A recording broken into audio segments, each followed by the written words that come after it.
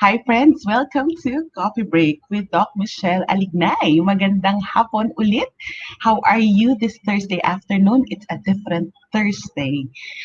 It's sunny outside compared to how we were last week when the storm is reaching us and the flooding is happening here in the metro and in other places. But I would like to ask you, there's just too much things flooding us right now.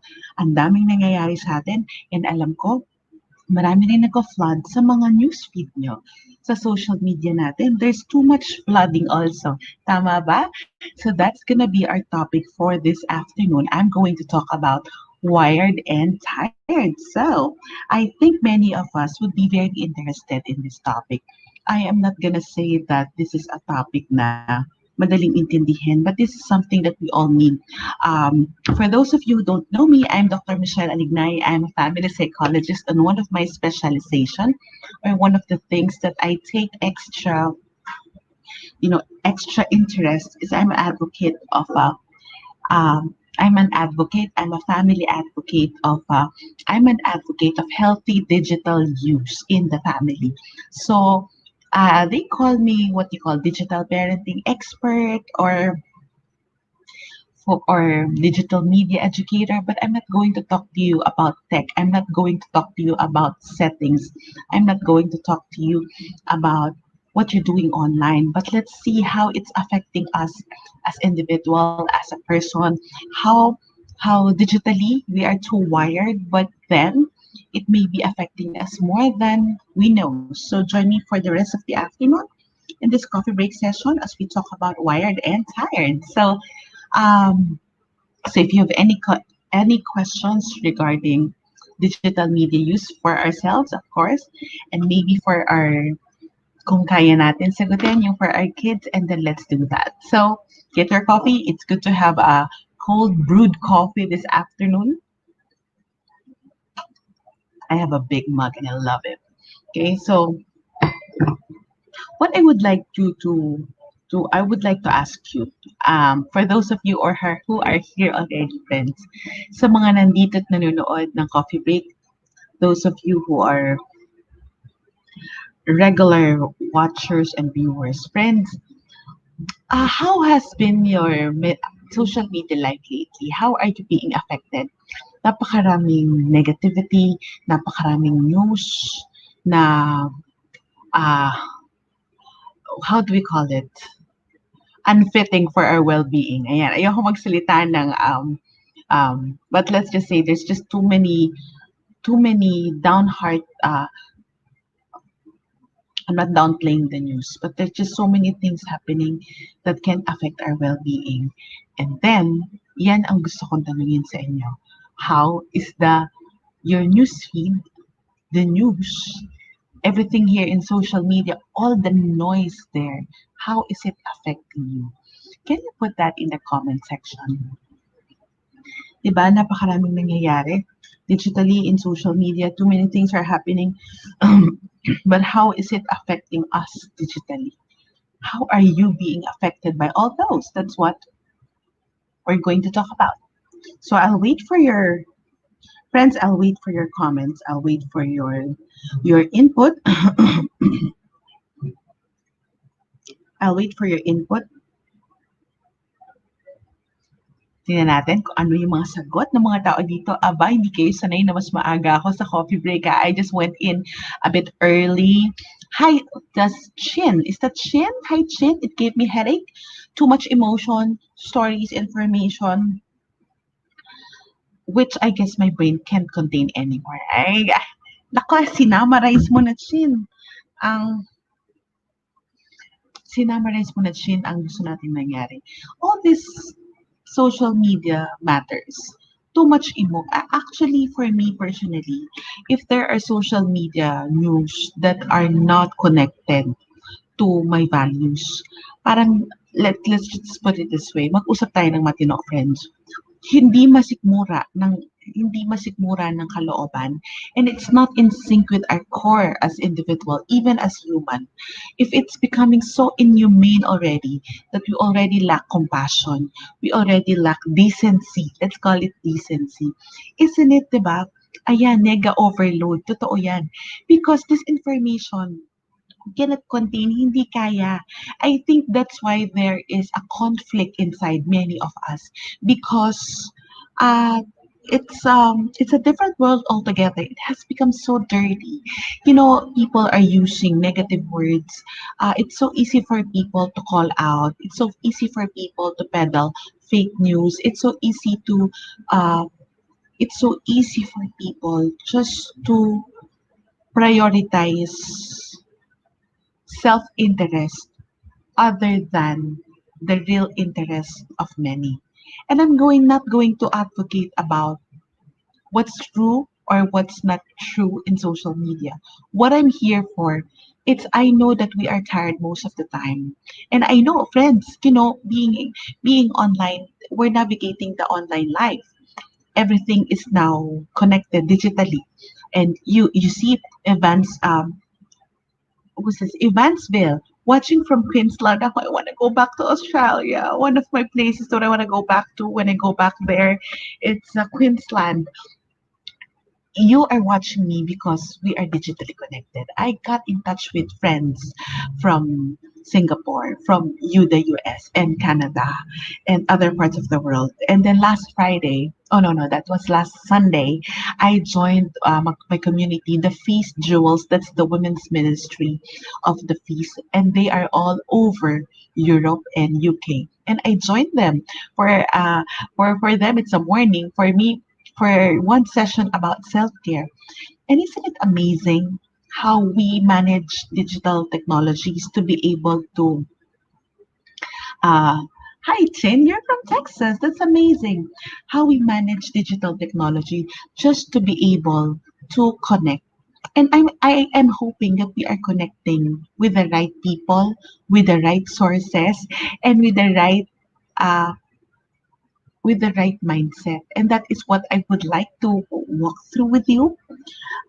If you look at how we've been being programmed by everything that's happening, hindi nyo napapansin, pag nasobrahan tayo ng negative news, pag nasobrahan tayo ng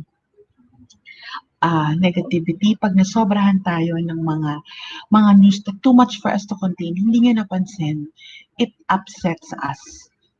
Parang tayo, wow, saan galing yung emosyon na to? Bakit ako inis na inis samantalang wala naman nangyaring major?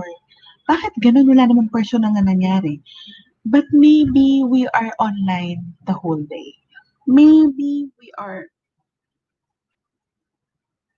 just doing too much online. Even our kids, they're online learning. And if online learning, let's just say that they're there for 6 hours, and then there's a disbalance already. So that is being wired. Being wired meaning we're wired to technology. We're wired to do what we need to do, but everything needs to be done online. So I believe that yan yung naging concern ng marami sa atin. So when we're wired, we are so consumed by so many content. Ulitin ko yan. Being wired, it allows us to be consumed by so many content. At ang prayer ko para sa inyo mga kaibigan, I hope that you are choosing your content. And hindi naman magbubuhat tayo ng bangko.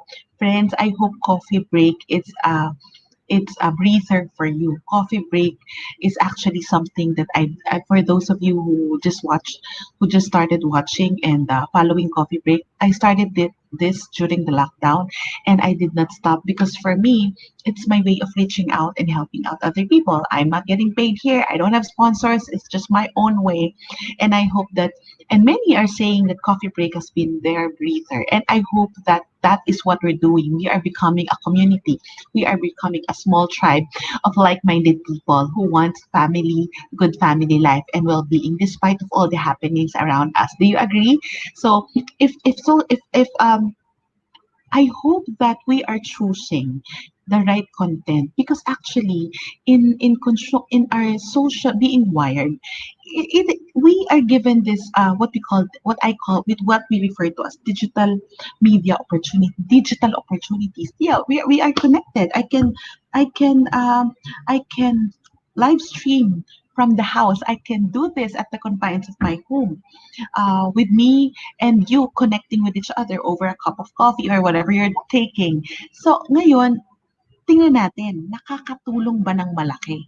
Nakakatulong ng malaki. Aside from coffee break friends, I would like to ask you, those who are here, what are the things that you are always checking about in your social media?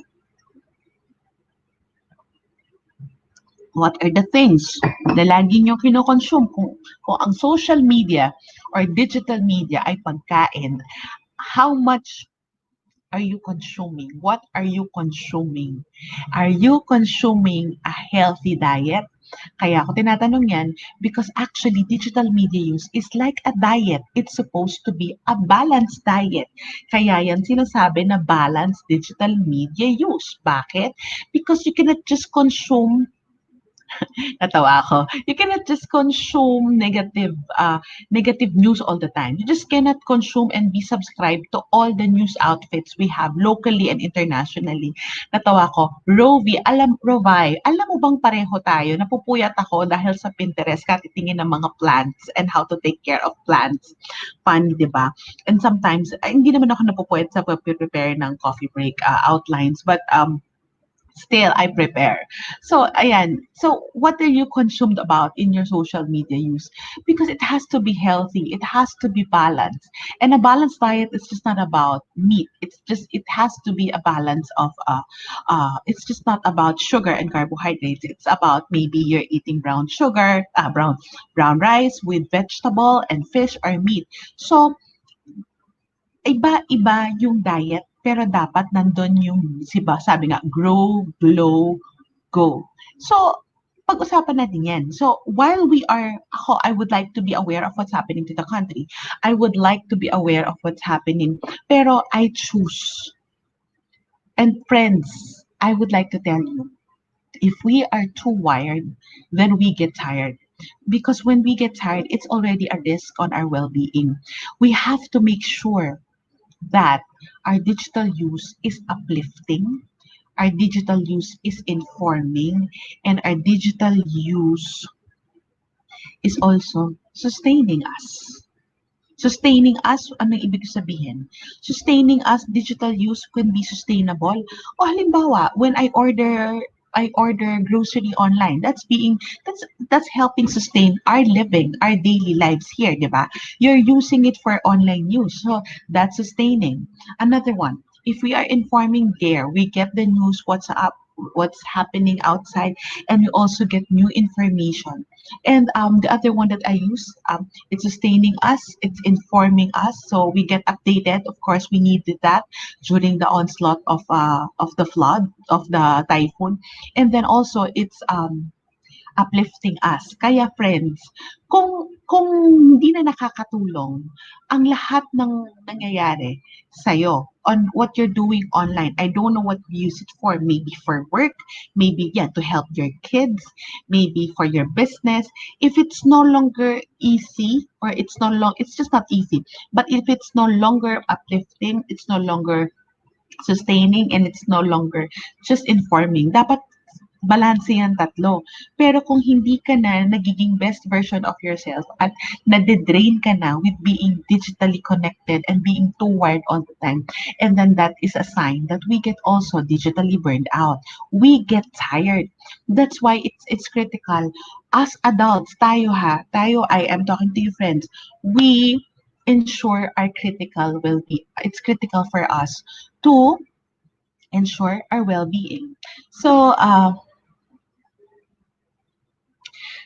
Chin, you're saying social media has addicting effect, and I guess it's a personal responsibility not to make ourselves addicted. And yes, can you see this? Can you point to me also using your fingers? Turo nyo ako. Yan, I am responsible, but you are responsible also. Because this one, it's responsibility. It's our responsibility. Hindi ito ang responsible. Because in a swipe of a finger, we can do something. In just a click of a button, we can hurt someone. 'Di ba? Pwede tayong makasakit, pwede tayong makatulong just in a mere click of a button. Where are you here? And here also, ito rin yung pwede minsan mag-log out. And the other day, nagkaroon tayo ng National Unfriend Day. Ako naman ay hindi unfriend. Meron lang akong in-unfollow. So let's talk about, friends, ang tanong ko sa inyo. So what practical tips do you do personally if you're already tired for being online, being too wired, not just in social media, but maybe for work, what do you do? What personal steps do you do? Because yes, screen time or being wired has positive effects, but we need to recognize that for us adults, it has also draining effect.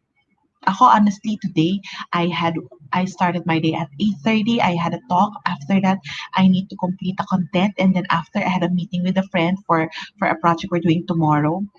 For I think is it tomorrow? No, on Friday, on Saturday. And then after that, and then it's lunchtime. And then here I'm at coffee line after coffee break. After this I need to go to another meeting and then I have a talk again. So parang nakakahingal, diba? So I would like to ask you, how does it affect you?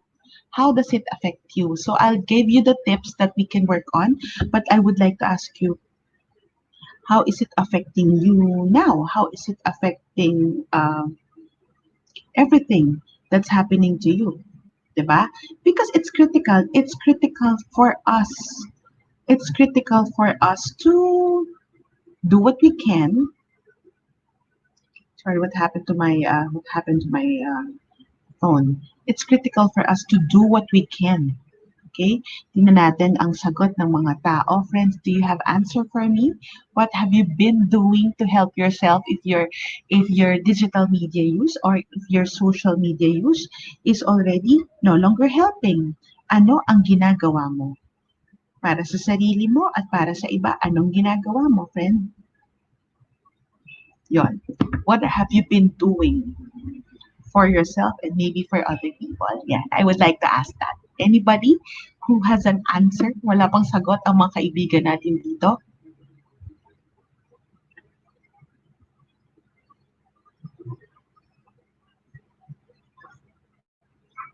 Nobody has an answer yet? Okay. Let's first thing that I would like you to do for let's start with A, awareness. We have to be aware of our interaction with digital media. We have to be aware how we use it. We have to be aware. You know, in my phone, I think I have that app. It's uh it's a digital well-being app. It tells me kung ilang oras akong nasa telepono, kung ano yung mga apps na ginamit ko. And it gives me also a signal na nasobrahan ako. And then if you have you can install some kind of that app. It's digital well-being app in your phones to operate. Kasi mas madalas naman tayo sa telepono ginagamit. And then the laptop, I'm sure it's mostly for work. But and then that we need to be aware of our interaction with technology. We need to be aware how we are engaging with technology and utilizing it. So is it mostly for work? Is it mostly for communication? Is it mostly for shopping? Is it mostly for what? So you have to be aware of that in all the days. So I think pag nag-shopping tayo, uplifting yung mood. Pero I think pag if it's too much social media and we see a lot of negativity, yun yung draining. Another thing is that balance. We have to have the right balance. So A, be aware of your interaction with digital media. The second is balance, the right balance of online and offline activities. For example, in every webinar or something, isn't it? It's critical for us that that we take a break, 'di ba? So kung ano man ang ginagawa natin, we take a break. We take a break after a webinar, sometimes I go out. Lumalabas lang ako. Sa gilid lang ng bahay. Just a change of scenery, a change of everything. It's very critical for us to do that. It's very critical for us to, it's also critical for us to balance our online and offline activities. Kaya I really, this is really a self-care hack. We need to balance our online and offline activities. Ako, do you talk to your family members, the ones at home offline. Hindi dapat online yung usap dyan kasi kayo-kayo na nga lang nagkausap sa bahay. Gagawin nyo pa bang digital? So also, we have to check our use. Is it about learning or it's about leisure? Saan mo madalas gamitin?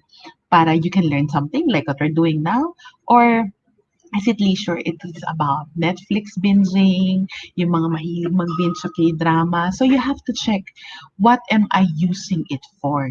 It's just not about how long are you using it, but how much, what's the quality of what you're using it for. Another thing is it's the A, awareness of your interaction with digital media.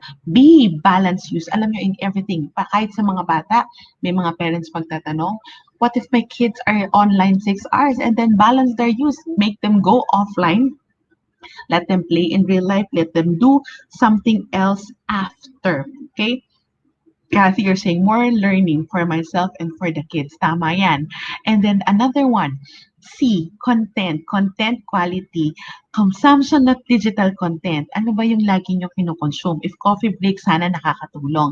Or similar matters to coffee break, like Boo Sanchez Full Tank, or I love their date nights with Ate Maru Sanchez. Gusto ko yung mga ganyan. But then, if it's all about, just nothing things, sorry, I just need to say it. There's a lot of content that really no sense. There's a lot of news that why is this in the news? 'Di ba? Pag meron din mga games na parang wala lang. At may mga tao rin, may mai-post lang. Tama ba ako? So, we have to curate the content curation. Ang sabi nila yung kina-curate, inaayos, chine-choose. Same with us. The consumption of digital content, we curate it. Ayusin natin yung newsfeed natin. So, minsan-minsan na mag-purge tayo ng email. Minsan mag-purge din tayo ng mga tao na fina-follow. Sabi, bakit pa ako minsan pag talagang this person is getting into me these days, ina-unfollow ko. I'm not befriending. But maybe hindi lang kami nag-match ng mindset at that time. So, unfollow. Wala naman mawawala sa akin pag hindi ko nakita yung post niya. Pero aminin natin, di ba minsan may mga tao na alam mong naiinis ka sa post, pero you find that person interesting also. We have those moments. But I would like to tell you, yung inis natin sa ibang tao, pwede naman maiwasan yan. Huwag mo na lang i-follow. Maiinis ka lang. So, ba't ka follow ng follow, tapos magbabash ka, di ba? So, you have to curate your newsfeed. Ako, personally, this is what I say. I would like that my newsfeed be uplifting. So, ang ifa-follow ko rin yung nakaka-uplift. Pero if you look at my own newsfeed in my Facebook page, the Michele Alignay page, and in my personal Facebook, I only post also what is uplifting. Hindi na ako dadagdag pa sa sulsol, hindi na ako dadagdag pa sa negativity. Parang in my words nga, ayoko na nadudumihan yung newsfeed ko. Meron akong ganong mindset. So, make sure that you know how to curate. Piliin niyo kung sino yung mga taong mas nakakatulong sa inyo, yung mga news outfit that you find it reliable. So you have to curate your content. And another detox. Ano yung ibig sabihin ng detox? That's the friends. Pag sa tingin nyo, this is a common question for parents with kids na nasobrahan na daw. And then do a detox. Pag yung anak natin hindi na interesado sa ibang bagay, tayo rin, we can do that. Pag I think we are too much wired and we are so tired already, do a detox. Log out of social media. You can do that. Ako sometimes, I log out of Facebook.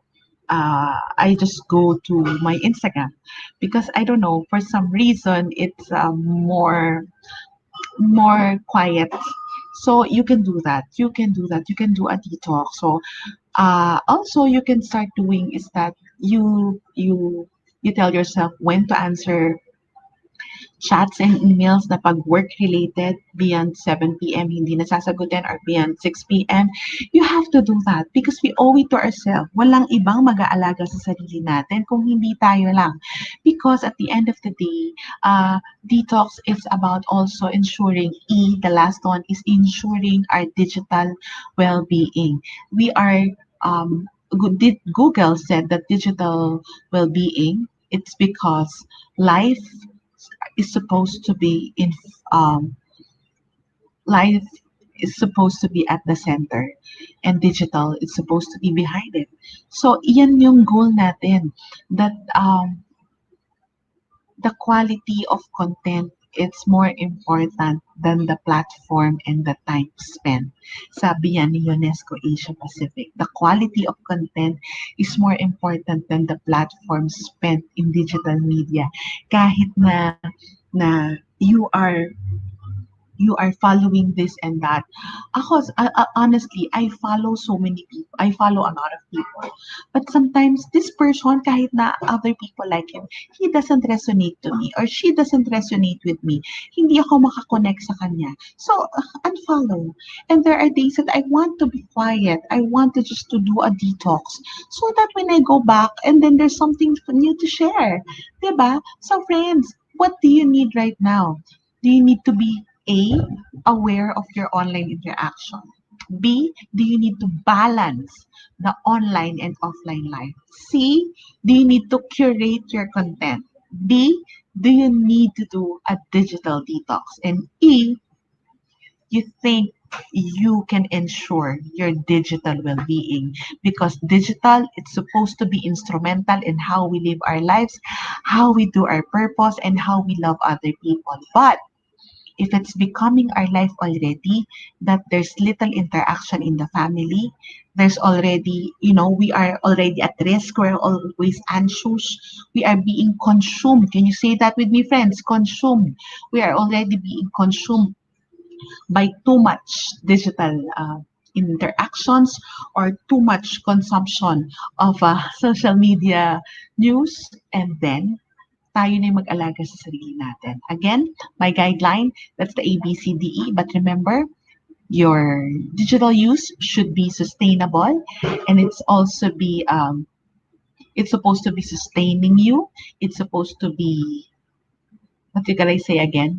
Informing you. And the other one, it's supposed to be nourishing you because that is what it's for. If it's no longer helpful, we get wired, but we get tired. So make sure that you prioritize your well-being, your family's well-being over anything. And I hope also that coffee break is your way to be informed, to be sustained, and to be nourished as well. And I hope that you continue to pray for our missions. And this session has blessed you. If this session has blessed you, please don't forget to share this to family and friends. And sa mga nanonood, put that button here in the video so that the next time we go live every Tuesdays and Thursday, you can be alerted. So I hope, friends, that this coffee break has helped you. If all else fails, do a detox because it's not just for us. We will not miss out. There's a lot of things that we can do if we know how to manage our digital media use. And last as the announcement, I hope you find time after this right away. Please join us at the Feast Conference. It's happening tomorrow, starting tomorrow, and I promise you, this is the this is the event that has blessed us in so many ways over the past year. So, if you are looking for more inspiration to deepen your personal life, your faith life, your business life, and all aspects of your life, this is a one complete package. I will be speaking on Saturday. You pray for me together with my husband regarding parenting in the pandemic, but I'm assuring you, sobrang daming blessing when you allow Feast Conference to be your channel of blessing. I hope to see you there. We are already interacting with so many participants through the online app called Wuva. And that's about the Feast Conference. If you get your tickets now, you can still, they will send you your access and you can get in that app called Mova. I hope that this session has blessed you. Doc, pwede po ba ngayon mag-pay para sa FeastCon? Yes, you go online, you go to the link that Feast Conference, you can still pay. You can still purchase your tickets. Everything happens online. Habulin nyo na dahil I'm telling you, hindi kayo magsisisi because the money that you will pay for it, it's a personal investment, and more importantly, you are sharing in God's mission. You are sharing in God's mission to help the mercy ministries of our community. The Feast Our Light of Jesus Conference. So, if you are hearing this at kung gusto nyo rin magbigay ng regalo sa mga kaibigan at sa mga kapatid nyo, kapamilya, a very fitting gift, Christmas gift for them is to let them go to Feast Conference online, happening this weekend, Friday, Saturday, Sunday. And I hope that we all be blessed. And that's it for today's coffee break. Guys, if all else fails, after coffee break, do a detox. I'll see you at the Peace Conference and I'll see you next week for another session of Coffee Break with Dr. Michelle. God bless you all. Thank you.